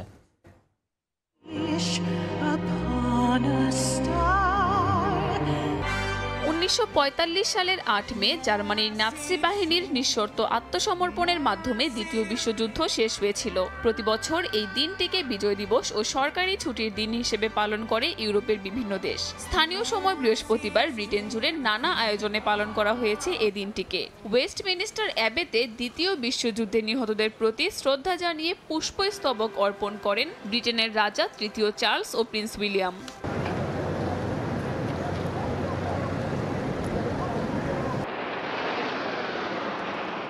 একই দিনে ফ্রান্সের চ্যাম্পস এলিসিস গর্জে ওঠে সামরিক বাহিনীর কুচকাওয়াজে। প্রেসিডেন্ট ইমানুয়েল ম্যাক্রো শ্রদ্ধা জানান শার্ল দ্য গলের ভাস্কর্যে, প্রচলিত করেন অজ্ঞাত সৈনিকের কবরের শিখা। যৌথ বিজয়ের প্রতীক হয়ে ফরাসি বাহিনীর পাশাপাশি অংশ নেয় ক্যামেরুনের ব্যান্ড আর যুক্তরাষ্ট্রের সামরিক যানও। আমরা কখনোই আমাদের দেশের অবস্থান, দৃঢ় আদর্শ ও স্বাধীনতা অস্বীকার করব না। আবারও থাকবে ফ্রান্স, বারবার থাকবে, চিরকাল থাকবে। আর তার সঙ্গে থাকবে ইউরোপ, আমাদের ইউরোপ। 8 মে অমর হোক, ফ্রান্স অমর হোক। দ্বিতীয় বিশ্বযুদ্ধের স্মৃতিতে বৃহস্পতিবার ইউক্রেনের রাজধানী কিয়েভে অজ্ঞাত শহীদের কবরস্থানে পুষ্পার্ঘ্য অর্পণ করেন দেশটির প্রেসিডেন্ট ভলোদিমির জেলেনস্কি ও ফার্স্ট লেডি। এ সময় জেলেনস্কির বার্তায় উঠে আসে রাশিয়ার বর্তমান আগ্রাসনের বিরুদ্ধে প্রতিবাদ। কাকলি আখতার, সময় সংবাদ। সুইজারল্যান্ডের জেনেভায় প্রদর্শিত হলো মেডিটেরিয়ান ব্লু নামে এক বিরল হীরা। শিগগিরই 10 ক্যারেটের এই হীরা জায়গা করে নিতে যাচ্ছে বিশ্বের সবচেয়ে দামি রঙিন রত্নের কাতারে, বলছে কর্তৃপক্ষ। ধারণা এর দাম $2 কোটি ছাড়িয়ে যাবে। সুইজারল্যান্ডের জেনেভায় স্থানীয় সময় বৃহস্পতিবার সোথবির আসন্ন নিলামে উঠতে যাচ্ছে দক্ষিণ আফ্রিকার খনিতে পাওয়া একটি দুর্লভ হীরকখণ্ড। 10.5 ক্যারেটের এই হীরাটি ফ্যান্সি ভিভিড ব্লু ক্যাটাগরির, যা রঙিন হীরার সর্বোচ্চ গ্রেড। বিরল এই হীরাটির নাম দেয়া হয় মেডিটেরিয়ান ব্লু। 2023 সালে দক্ষিণ আফ্রিকার কুলিনান খনি থেকে উত্তোলিত 31.94 ক্যারেটের কাঁচা হীরাটি কাটছাঁটের পর রূপ নেয় মেডিটেরিয়ান ব্লুতে। পুরো প্রক্রিয়ায় সময় লাগে প্রায় 1 বছর। এর মধ্যে 6 মাস লেগেছে শুধু কাটিং ও নকশায়। সোথবি নিলামকারী সংস্থার জেনেভা শাখার প্রধান জেসিকা উইন্ডহ্যামের মতে, শীঘ্রই 10 ক্যারেটের হীরাটি জায়গা করে নিতে যাচ্ছে বিশ্বের সবচেয়ে দামি রঙিন রত্নের কাতারে। এর দাম $2 কোটি ছাড়িয়ে যাবে মত্তার। এটি সম্ভবত সাম্প্রতিক সময়ে বাজারে আসা অন্যতম রোমাঞ্চকর নীল হীরকখণ্ড। আমরা এর নাম দিয়েছি মেডিটেরিয়ান ব্লু, কারণ এতে যে গাঢ় নীলাভ আভা দেখা যায় তা ভূমধ্যসাগরের পানির নীল রঙকেই স্মরণ করিয়ে দেয়। এমন হীরার বাড়তি মূল্য থাকবেই, কারণ এটি একেবারে নতুন, সদ্য বাজারে এসেছে। সোথবির জেনেভা শাখার প্রধান জেসিকা আরও বলেন, রঙিন হীরার বাজার দিন দিন আরও শক্তিশালী হচ্ছে। এরকম 10 ক্যারেটের বেশি ওজনের ফ্যান্সি ভিভিড ব্লু হীরা অতীতে সবসময়ই বেশি দামে বিক্রি করা হয়েছে। অর্জিতা শাহজিন, সময় সংবাদ। 2024 সালে সমুদ্রপৃষ্ঠের উচ্চতা অস্বাভাবিক হারে বেড়েছে বলে জানিয়েছে নাসা। স্যাটেলাইট থেকে সংগ্রহ করা তথ্য বিশ্লেষণ করে মার্কিন মহাকাশ গবেষণা সংস্থাটি বলছে, গেল 30 বছরে গড় উচ্চতা বেড়েছে 4 ইঞ্চি। এই গতি অব্যাহত থাকলে 2050 সালের মধ্যে সাগরের পানি 12 ইঞ্চি পর্যন্ত বেড়ে যেতে পারে বলে আশঙ্কা তাদের। মানবসৃষ্ট জলবায়ু পরিবর্তনকেই ভয়াবহ এই পরিস্থিতির জন্য দায়ী করছেন বিজ্ঞানীরা। বৈশ্বিক জলবায়ু পরিবর্তনের কারণে বাড়ছে সমুদ্রপৃষ্ঠের উচ্চতা। এতে হুমকির মুখে পড়েছে কোটি কোটি মানুষ। এবার স্যাটেলাইট থেকে সংগ্রহ করা তথ্য বিশ্লেষণ করে ভয়াবহ তথ্য দিল নাসা। মার্কিন মহাকাশ গবেষণা সংস্থাটি বলছে, গেল বছর অস্বাভাবিক হারে বেড়েছে সমুদ্রপৃষ্ঠের উচ্চতা। 1993 সাল থেকে স্যাটেলাইট নজরদারিতে স্পষ্ট হয়েছে সমুদ্রপৃষ্ঠ বৃদ্ধির গতি। নাসা বলছে 30 বছরে গড় উচ্চতা বেড়েছে 4 ইঞ্চি। বিশ্লেষণে দেখা গেছে 2024 সালে এর বৃদ্ধির হার ছিল রেকর্ড সর্বোচ্চ। 1990 সালের পর থেকে যুক্তরাষ্ট্রের উপকূলীয় অঞ্চলগুলোতে জোয়ারের পানিতে প্লাবনের হার বেড়ে গেছে 2 থেকে 3 গুণ। এতে নিম্নাঞ্চলের সুয়ারেজ ব্যবস্থা বন্ধ হয়ে যাচ্ছে, লবণাক্ত হচ্ছে মিঠা পানির ভূগর্ভস্থ উৎস। ফিজির মতো দেশগুলোর বিভিন্ন গ্রাম থেকে বাসিন্দাদের এরই মধ্যে সরিয়ে নেওয়া হয়েছে উঁচু এলাকায়। সমুদ্রপৃষ্ঠের উচ্চতা বৃদ্ধির পেছনে মানবসৃষ্ট জলবায়ু পরিবর্তনকে দায়ী করছেন বিজ্ঞানীরা। তারা বলছেন, জীবাশ্ম জ্বালানি পোড়ানোয় উৎপন্ন অতিরিক্ত তাপের 90% শোষণ করছে সমুদ্র। এর কারণে গ্রিনল্যান্ড ও অ্যান্টার্কটিকার বরফ গলে বাড়ছে সমুদ্রের পানি। বিজ্ঞানীদের মতে 2050 সালের মধ্যে 6 থেকে 12 ইঞ্চি পর্যন্ত বেড়ে যেতে পারে সমুদ্রপৃষ্ঠের উচ্চতা, আর 21 সালের মধ্যে বাড়তে পারে প্রায় 3 ফুট পর্যন্ত। ইয়াসমিন অনন্যা, আধা ঘন্টার ব্যবধানে একই স্থানে ফের কক্সবাজার এক্সপ্রেস ট্রেনের 2 চাকা লাইনচ্যুত হয়েছে। এতে করে ভোর 6:15 থেকে এই রুটে আবারও ট্রেন চলাচল বন্ধ রয়েছে। এই মুহূর্তে ঘটনাস্থলে আছেন রিপোর্টার উজ্জ্বল চক্রবর্তী। সরাসরি যাচ্ছি তার কাছে। উজ্জ্বল, ঢাকা চট্টগ্রাম রেলপথের ব্রাহ্মণবাড়ি রেল স্টেশনের কাছে পনিয়াটি এলাকায় গতকাল রাত 10:30টার দিকে চট্টগ্রাম থেকে ঢাকাগামী একটি মালবাহী কন্টেনার ট্রেনের একটি বগি লাইনচ্যুত হয়ে ডাউন লাইনে ছিটকে পড়ে, যার কারণে কিন্তু রাত 10:30টার পর থেকে ঢাকা চট্টগ্রাম এবং ঢাকার সাথে চট্টগ্রাম এবং সিলেটের সারা দেশের ট্রেন চলাচল বন্ধ হয়ে যায়। এরপর থেকে কিন্তু প্রায় 8 ঘন্টা পর ভোর 5:30টার দিকে ট্রেনটি উদ্ধার করার পর ডাউন লাইন দিয়ে ট্রেন চলাচল স্বাভাবিক হয় এবং এই ঠিক তার পরপরই অর্থাৎ 15 মিনিট পরই এখানে যে কক্সবাজার এক্সপ্রেস ট্রেনটি আছে, অর্থাৎ যেটি ঢাকা থেকে কক্সবাজার যাতায়াত করে থাকে, সেই ট্রেনটির পেছনের সর্বশেষ বগিটি কিন্তু 2টি চাকা লাইনচ্যুত হয়। এরপর থেকে কিন্তু আবারও ডাউন লাইন দিয়ে ট্রেন চলাচল বন্ধ হয়ে যায়, যার কারণে এখানে কিন্তু যে যাত্রীরা তারা কিন্তু এক ধরনের দুর্ভোগে পড়ে। এখানে দেখতে পাচ্ছেন যে ট্রেনগুলো আটকে ছিল, সেই ট্রেনগুলো কিন্তু বিকল্প লাইন দিয়ে চলাচল করছে। কিছুক্ষণ আগে এখানে যেহেতু আগে থেকেই উদ্ধারকারী রিলিফ ট্রেন অবস্থান করছিল, কিছুক্ষণ আগে উদ্ধারকারী ট্রেন এসে যে কক্সবাজার এক্সপ্রেসের বগিটির যে 2টি চাকা, সেই 2টি চাকা কিন্তু উঠানোর উপর কিন্তু ডাউন লাইনে বলা যায় একদম ট্রেন চলাচল অল্প সময়ের মধ্যে স্বাভাবিক হবে বলে আমাদেরকে রেলওয়ের পক্ষ থেকে জানানো হয়েছে। যে বগিটি আছে সেই বগিটি রেখে কিন্তু কক্সবাজার এক্সপ্রেস ট্রেনের যে বাকি অংশটুকু সেটি কিন্তু কক্সবাজার উদ্দেশ্যে ছেড়ে গেছে। বর্তমানে যে বগিটি দুর্ঘটনা কবলে পড়েছিল সেই বগিটি কেবলমাত্র এখানে অবস্থান করছে, সেটিও এখান থেকে অল্প সময়ের মধ্যে সরিয়ে নেওয়া হবে বলে আমাদেরকে জানিয়েছেন। অর্থাৎ এখন বলা যায় ডাউন লাইন আপ লাইন মোটামুটি এক ধরনের সচ্ছলই বলা যায়, কারণ অল্প সময়ের মধ্যে যেহেতু ট্রেন চলাচল স্বাভাবিক হয়ে যাবে সেজন্য এখানকার যে কর্মকর্তারা আছেন তারা বলছেন যে অল্প সময়ের মধ্যেই আপ এবং ডাউন লাইন অর্থাৎ দুটি লাইন দিয়েই কিন্তু ট্রেন চলাচল স্বাভাবিক হয়ে যাবে। যে কক্সবাজার এক্সপ্রেসের যে বগিটি দেখতে পাচ্ছেন সেই বগিটি কিন্তু দুটি চাকা একদম পেছনের ভাগের যে অংশ সেই অংশের কিন্তু দুটি চাকা লাইনচ্যুত হয়। অল্প কিছুক্ষণ আগে আখাউড়া থেকে আসা যে উদ্ধারকারী রিলিফ ট্রেনটি সেটি আগে থেকেই ব্রাহ্মণবাড়িয়া রেলওয়ে স্টেশনে অবস্থান করছিল, যার কারণে কিন্তু অল্প সময়ের ব্যবধানে সেটি কিন্তু দুর্ঘটনাস্থলে এসে পৌঁছে এবং উদ্ধার তৎপরতা শুরু করে, যার কারণে প্রায় 1 ঘন্টা উদ্ধার তৎপরতার পর কিন্তু আপ লাইনে কিন্তু এবং ডাউন লাইন দুটি লাইন কিন্তু এখন সচল বলা যায়। রেলওয়ের পক্ষ থেকে এখানকার যিনি স্টেশন মাস্টার আছেন মোহাম্মদ জসিমউদ্দিন, তার সাথে কথা বলে তিনি বলছেন যেহেতু উদ্ধার তৎপরতা শেষ হয়েছে সেহেতু আপ লাইন এবং ডাউন লাইন অল্প সময়ের মধ্যেই চালু করা হবে। এবং ইতিমধ্যে কিন্তু আমরা দেখেছি একটি আটকে পড়া একটি ট্রেন ব্রাহ্মণবাড়িয়া রেলওয়ে স্টেশন প্রবেশ করছে, অর্থাৎ চট্টগ্রাম ঢাকা রেলপথ যেটি আছে আপ এবং ডাউন লাইন দুটি কিন্তু এখন সচল হয়ে গেছে। অল্প সময়ের মধ্যে পুরোদমে ট্রেন চলাচল স্বাভাবিক হবে বলে এখানকার যে কর্মকর্তারা সেটি কিন্তু আমাদেরকে জানিয়েছেন। আপনি জানেন ব্রাহ্মণবাড়িয়া যে অংশটুকু রেল লাইনে অর্থাৎ ঢাকা চট্টগ্রাম এবং ঢাকা সিলেট রেলপথের যে রেলপথটি সেটি অত্যন্ত গুরুত্বপূর্ণ। সেটি প্রতিদিন এই রেলপথ দিয়ে 48 জোড়া ট্রেন যাতায়াত করে থাকে এবং এখান থেকে কিন্তু বিপুল সংখ্যক যাত্রী কিন্তু ঢাকা চট্টগ্রাম সিলেটে আসা যাওয়া করে। আপনি জানেন আজকে একটি বিএনপির পক্ষ থেকে একটি সমাবেশ আছে, সেই সমাবেশকে কেন্দ্র করে কিন্তু দলীয় নেতাকর্মীরা রাত থেকে কিন্তু চট্টগ্রাম উদ্দেশ্যে যাচ্ছে।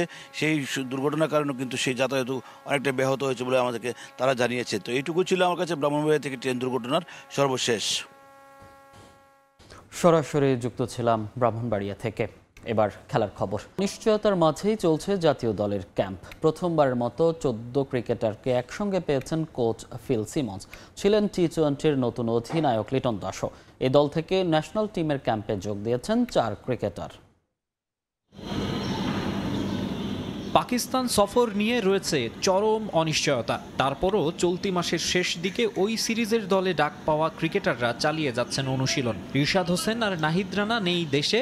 এ দলের ম্যাচ খেলতে শামীম পাটোয়ারি, শরীফুল ইসলাম, পারভেজ ইমন আর তানভীর ইসলাম ছিলেন সিলেটে। আগের 3 দিন হাতে গোনা কয়েকজনই ঘাম ঝরিয়েছেন মিরপুর শেরেবাংলা জাতীয় স্টেডিয়ামে। এদিন প্রথমবারের মতো একসঙ্গে দেশে থাকা স্কোয়াডের 14 ক্রিকেটারকে পেলেন হেড কোচ ফিল সিমন্স।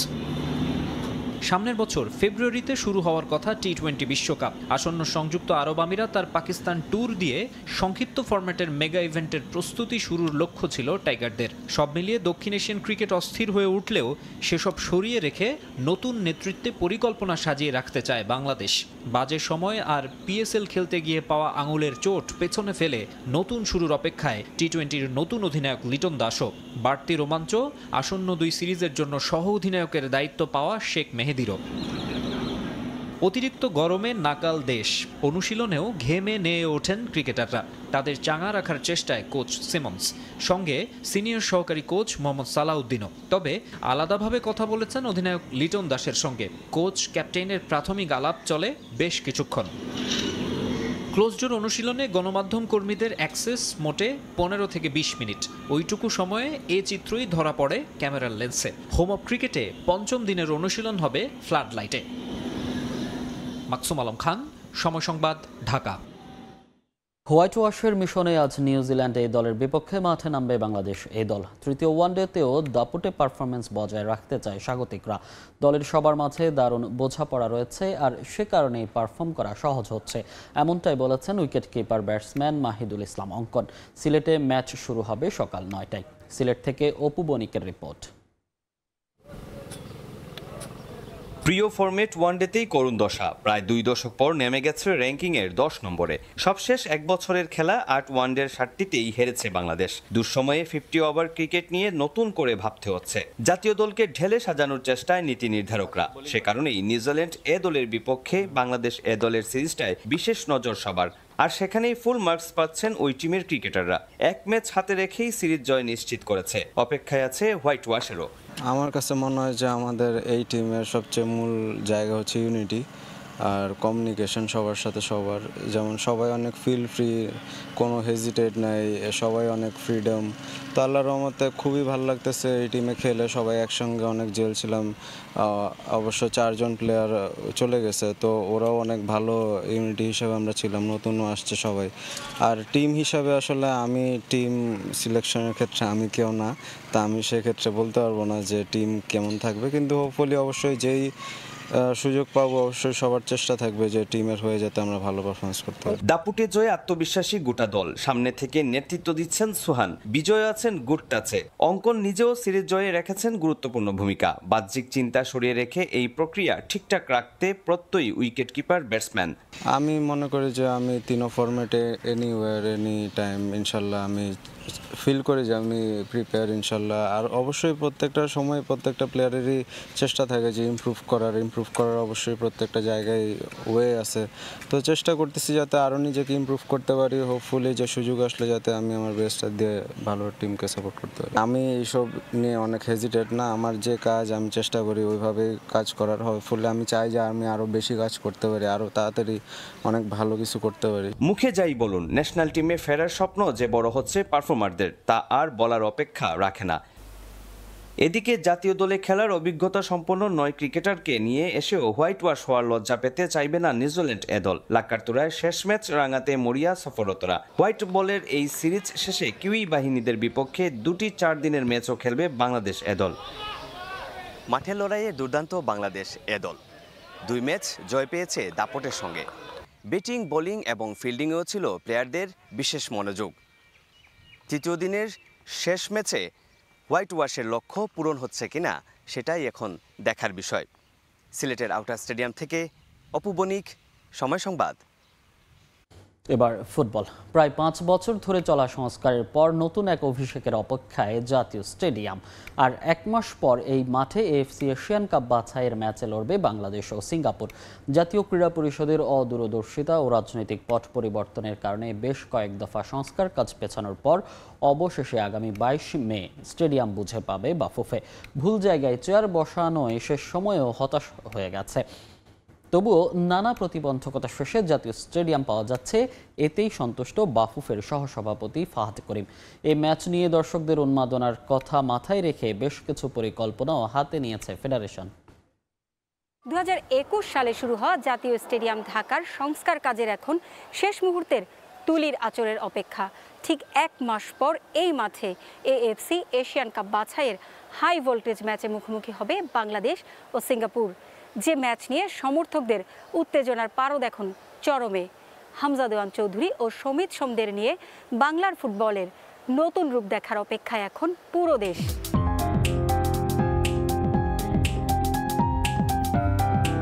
দেশের ফুটবলের প্রধান এই স্টেডিয়াম দেখলে চোখ জুড়িয়ে যাবে যে কারো। বৈশাখের শেষ দিকে এসে তীব্র তাপপ্রবাহে নাকাল জনজীবন, তবে থেমে নেই জাতীয় স্টেডিয়ামের সংস্কার কাজ। প্রায় 5 বছর ধরে চলা সংস্কারের শেষ দিকে এসে নতুন রূপে সেজেছে স্টেডিয়াম। গ্যালারিতে বসেছে নতুন চেয়ার, অ্যাথলেটিক্স ট্র্যাকের পাশে ওয়াকওয়ে, তার পাশে বসানো হয়েছে artificial turf, LED flood light ও গ্যালারির শেডের 2 পাশে বসেছে ক্যানোপি লাইট। আগের চেয়ে উন্নত এখন জায়ান্ট স্ক্রিন। পানি নিষ্কাশন ব্যবস্থার সবচেয়ে বড় বিশেষত্ব, বৃষ্টি হলে মাঠে জমে থাকবে না পানি। আধুনিক স্প্রিংকলার সহ মাঠে রয়েছে সব ধরনের সুযোগ সুবিধা। ম্যাচ কমিশনারদের রুম, ড্রেসিং রুম সংস্কার সহ নতুন করে হয়েছে প্রেস বক্স।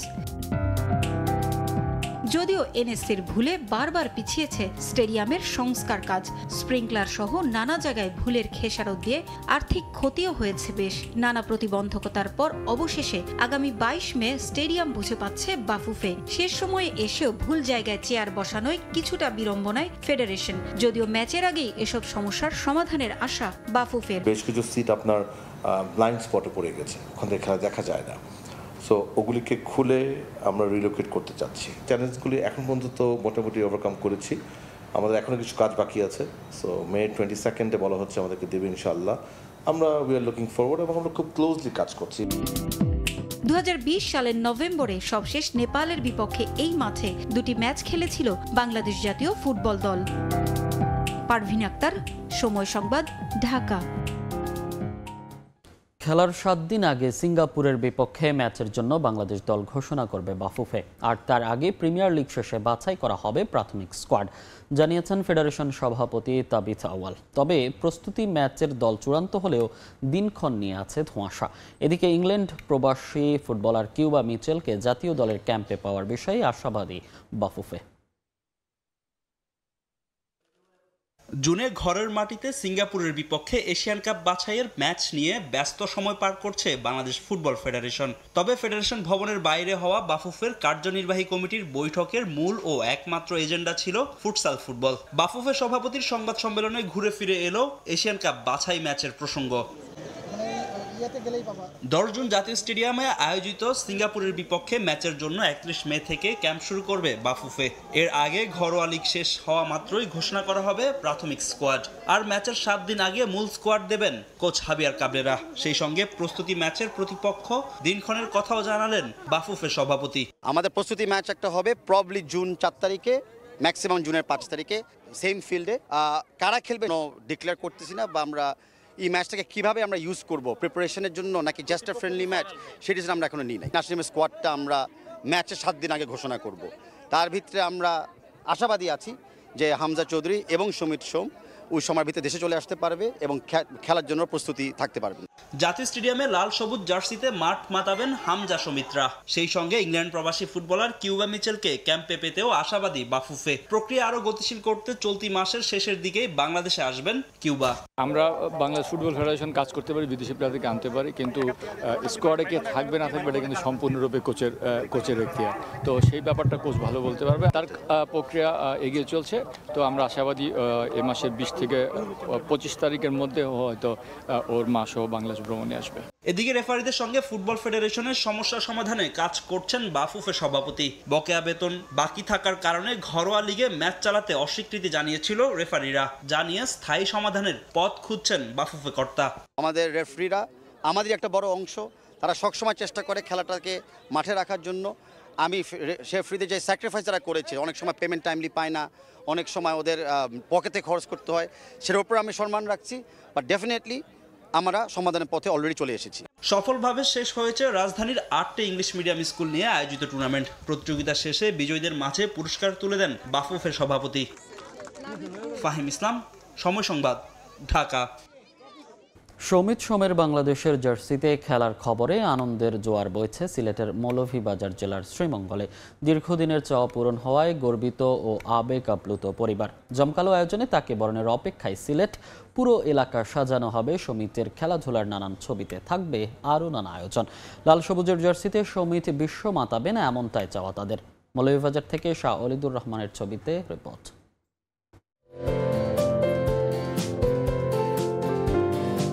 চায়ের রাজ্য সিলেটের মৌলভীবাজার জেলার শ্রীমঙ্গলের দক্ষিণ উত্তর সুরের সোমবাড়িতে চলছে উৎসবের প্রস্তুতি। ঘরের ছেলে ফিরছে তার আপন ভুবনে। তবে কানাডা প্রবাসী ফুটবলার সমিত সোমের এবারের ফেরাটা একটু আলাদা। সোমবাড়ির আগে থেকেই রয়েছে সমৃদ্ধ অতীত। দাদা মানিকলাল সোমও ছিলেন ফুটবলার। তার পথ ধরে ফুটবলকে নিজের সঙ্গী করেছেন সমিত সোম। এতদিন কানাডা জাতীয় দল সহ অনেক দেশের ঘরোয়া লিগের ক্লাবে খেলেছেন। তবে এবার পূরণ হয়েছে স্বপ্ন, খেলবেন মাতৃভূমির হয়ে। গায়ে জড়াবেন লাল সবুজের প্রিয় জার্সিটা। ফিফার অনুমোদন পাওয়ার খবরে পুরো এলাকা জুড়ে শুরু হয়েছে উৎসব। সিঙ্গাপুরের বিপক্ষে আগামী 10 জুন এএফসি এশিয়ান কাপ বাছাইয়ে খেলতে দেশে আসবেন সমিত। ভালোবাসা নিয়ে তাকে বরণে প্রিয়জনদের মাঝে চলছে প্রস্তুতি। ফিফা যখন অনুমতি দিয়েছে তখন তো আমরা স্বপ্ন দেখলাম কোন দিন আইবো, কেমনে আইবো, আমরা বাড়িতে আমরা কিভাবে তারে দিব। আমরা শ্রীমঙ্গলের মানুষও রেডি তারে সংবর্ধনা দিত। আমরা প্ল্যান আছে, আমরা এখানে ওই যে ম্যারাডোনার একটা আছে না, স্ট্যাচুর মতো বল মারে, তার ছবিটা তারে দিয়ে আমি একটা ছবি বানাইবার চেষ্টা করতাম আর কি, যে এরকম একটা বল মারার একটা ছবি এখানে টাঙ্গানো থাকবো। সমিত যখন বাড়িতেই তো তখন ফুটবলই খেলতো, খুব পছন্দের খেলা এটাই আছে। জাতীয় দলের যে খেলবো, আমার ছেলে, আমার ভাতিজা, আমার বংশের, এটা বিরাট জিনিস, বিরাট ব্যাপার। লাল সবুজের জার্সিতে খেলবেন সমিত, এ যেন চির আরাধ্য ছিল এই পরিবারটির কাছে। বাঙালি খাবার বেশ প্রিয়। ট্রিপলিতে গ্রাজুয়েশন শেষ করা সমিতের। এই যে কানাডার একটা অত বড় একটা প্লেয়ার, এরকম কোনো তার কোনো গর্ব টর্ব কিচ্ছু নাই, ভিতরে গরিমা টরিমা কিচ্ছু নাই। এ খুব সহজ সরল, যা দিবা তাই খায়। ভাই হিসাবে এতটুকুই আমরা প্রাউড ফিল করি যে আমরা দেশের হয়ে খেলবো। আমরা তার হয়তো এতদিন আমরা তার খেলা আমরা টিভিতে দেখছি, ইউটিউবে দেখছি, এখন আমরা ঢাকা থেকে সরাসরি দেখব। সমিতির জন্য হৃদয় উজাড় করা ভালোবাসা নিয়ে অপেক্ষায় আছেন এলাকাবাসীও। এলাকাবাসীর পক্ষ থেকে আমরা সবাই গর্বিত উনার ব্যাপারে। চা দোকান গর্বিত, এলাকার সন্তান, আমাদের সিলেটের সন্তান। দেশের বাইরে ফুটবল খেলতে খুব বালা ফুটবল খেলুন, তার লেগে তার ফুটবল মামা ডাকি। আমি খুব উৎসাহিত, তাই যাইবা, আমি খুব এক্সাইটেড। 2রা জুন ঢাকায় আসার কথা ক্যাভালরি এফসিতে খেলা সমিত সোমের। বাদগুলো জানিয়ে দিচ্ছি আরেকবার।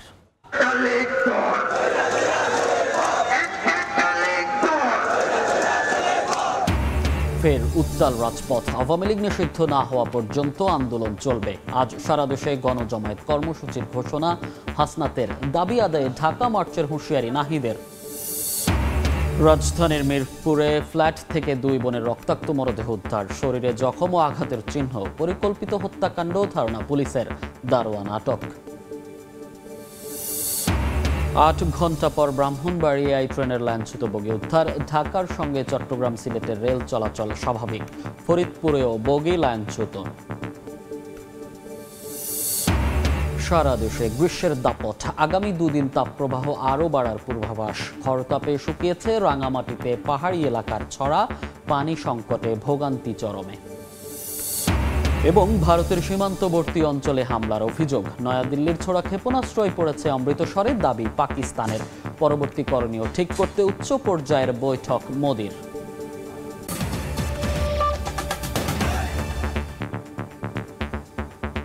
এই ছিল ভোরের সময়, সঙ্গে থাকুন সময়ের।